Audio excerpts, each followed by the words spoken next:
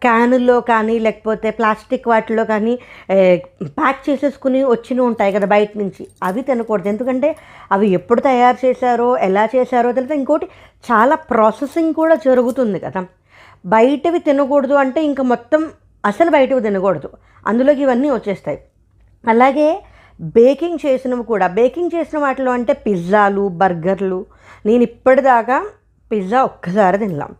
Burger తినలా. అలాగే noodles కూడా నేను తినలేదు. నూడిల్స్ అంటే ఇంట్లో ఎప్పుడన్నా మ్యాగీ చేసుంటే మహా అయితే మ్యాగీ ఇంట్లో చేసుకొని ఒక 3, 4 సార్లు తినుంటానంతే. ఐదోసారి కూడా తినలా.